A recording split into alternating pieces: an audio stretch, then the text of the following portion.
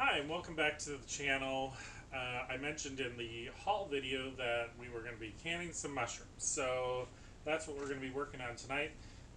What you can see here is we have 22 of the 8-ounce packages of sliced mushrooms. And what I'm going to do is open all these up. I'm going to get them into a pot of boiling water, cook these down a little bit, and get them ready to put in the jars, and then I will bring you back when we're to that point. All right, and we're back. So we got all of our mushrooms cooked down to where we want them to be to get them into the jars.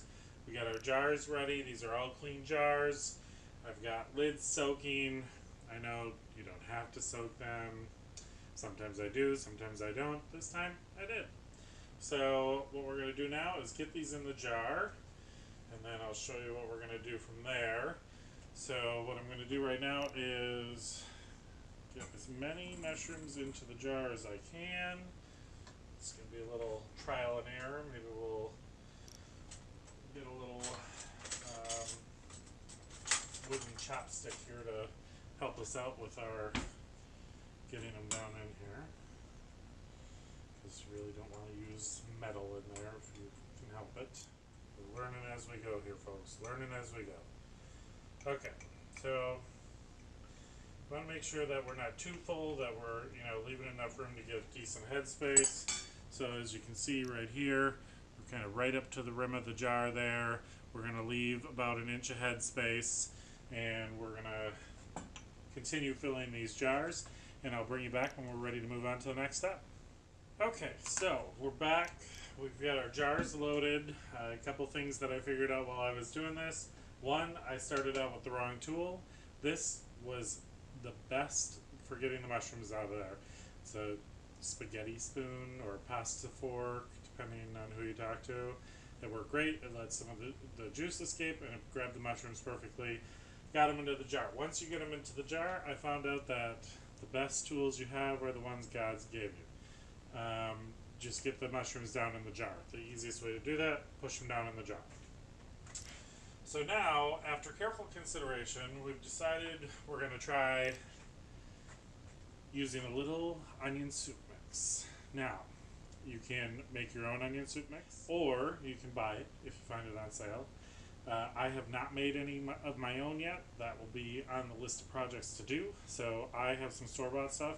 What I did is I actually pulsed this in my little Ninja for a few seconds, because I wanted it to be a finer powder. I didn't want the big chunks of onions in there, because that's not what we appreciate.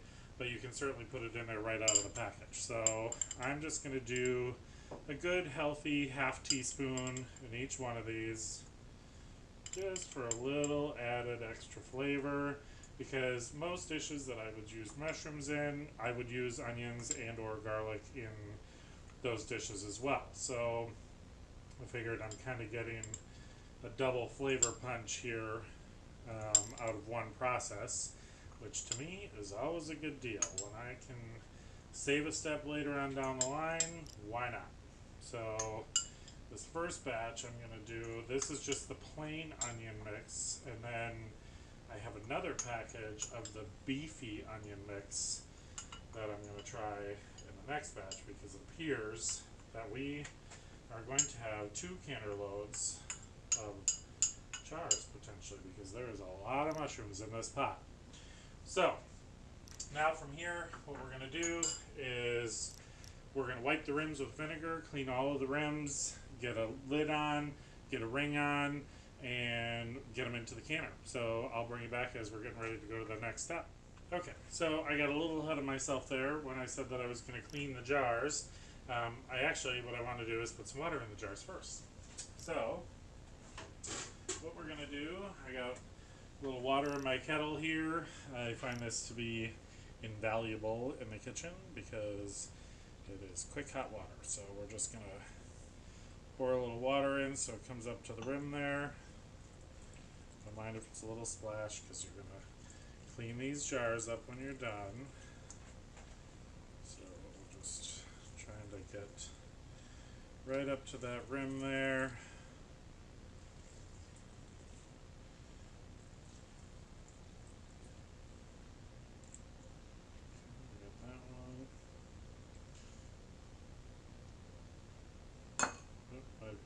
much in that one, so we might have to take some out there. But we're going to debubble here, and we'll see where we're at from there. So we're going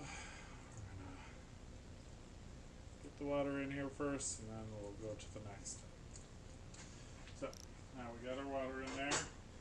Now take our little, I like to use my little wooden chopstick for debubbling because no chance of damaging the jars. I'm just going to kind of get in there and make sure that we got everything, all the air pockets out, because you don't want any air pockets in these, because then you'll end up with floaty mushrooms.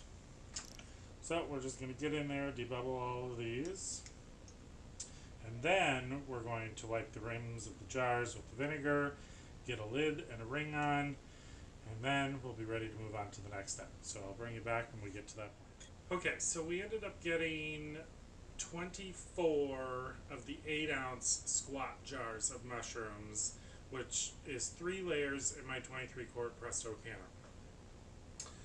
I still have a lot of mushrooms left, so I'm thinking I might have to break out a second canner and possibly do some pints. So at this point, we have done both the regular onion soup mix. We did 16 jars with that, and we did 8 jars with the beefy onion soup mix, which smelled amazing. So we're going to move on from there.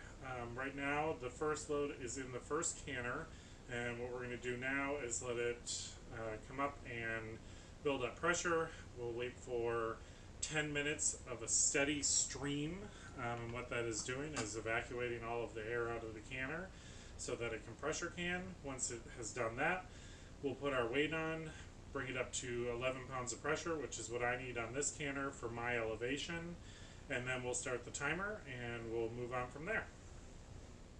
Okay, so I thought I'd bring you back here, and in case I forgot to mention it, the mushrooms do process for 45 minutes once it has come up to pressure, so that's what we're going to do it for. Now, I took the rest of my mushrooms out of the water that I cooked them down in to see how many I have left, which it looks like I might be able to get maybe half a dozen pints. So after I did that, I'm looking at the broth and thinking to myself, I really hate to throw the broth away. So being that these were pre-sliced mushrooms and there's probably going to be less chance of there being dirt on them, hopefully no chance, but we all know that's not true. I feel pretty good about, the fact that whatever there was has sunk to the bottom, and whatever hasn't, I'm going to get out with the strainer. So what I have here is what is in the restaurant business referred to as a China hat, but this is a fine mesh sieve. So I'm going to use that, and I am going to give myself an extra added layer of filter by using a flour sack towel. Now, you could use cheesecloth for this if you have cheesecloth, and I do have cheesecloth, but quite frankly, at this moment, I don't know where it's at. So, and with the flour sack towel, I can just rinse it when I'm done, throw it in the laundry with the rest of my towels. Life is good. Serves the very same purpose as cheesecloth, and I can use it over and over and over again. So, this is what we're going to use for this one. So all we're going to do is, ladle our broth through here. And then once we're done, we'll have a nice deep brown, and I don't know how well that's coming off on camera, but that broth is absolutely gorgeous. So this is going to be well worth a little bit of extra effort at this point, and I'm waiting for my canner anyway, so I thought, why not? And if we don't get to the second part of the mushrooms tonight and the broth tonight, we can always stick it in the refrigerator, bring it back up to temp tomorrow, and can this tomorrow. So never fear, it doesn't always have to be done all in one shot. Don't kill yourself staying up till 5 or 6 o'clock in the morning. Do what you can, move along, and go at it again the next day. There's many times where I've started a canning session and I wasn't able to finish it because I was too tired, or something else came up, and sometimes life happens and you got to move along. So we'll see where we get to tonight. If we get it done, we get it done. If not, I'll bring you back and show you what I do with the next step. But right now, I'm going to finish straining this broth and get this canner load, the first canner load done, and then we'll see what happens from there. Well, here we are. It's the next day. It ended up being a pretty late canning session last night to get all this done. As you can see, there's a lot of beauty here.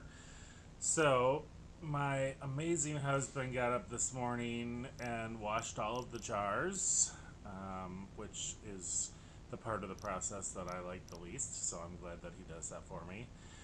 What we realized as I was sitting here watching him wash the jars was that I had them in order because, as you remember, I did some of them with the beefy onion soup mix and some of them with the regular onion soup mix. Well, now it's going to be surprised in a jar. So, it happens. But I'm sure they're both going to be delicious. So we ended up with 23 of the 8-ounce jars of mushrooms. And let me just hold this one up for you here. I mean, seriously, do these not look amazing? So these are going to be great to have on the shelf. So 23 of the 8-ounce jars, we got 4 pints of mushrooms, and then we've got 2, 4, 6, 8, 10, 12, 14, 15 pints of mushroom stock. And I mean, I can't even describe how beautiful this is. And it smells delicious, and I'm sure it's going to be delicious. We did have 1 quart left over that I didn't can, as well as 1 pint that didn't seal. These are the Golden Harvest lids, I believe, the ones that a lot of us got on clearance when Big Lots was getting rid of all of their canning stuff.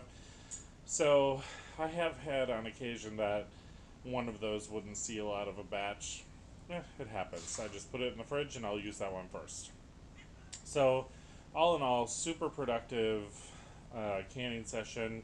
Again, that was 22 8-ounce packages of mushrooms that I got on sale at Aldi for 99 cents a pack. So, I feel like we definitely got our money's worth out of this, and I look forward to using some of them in the future.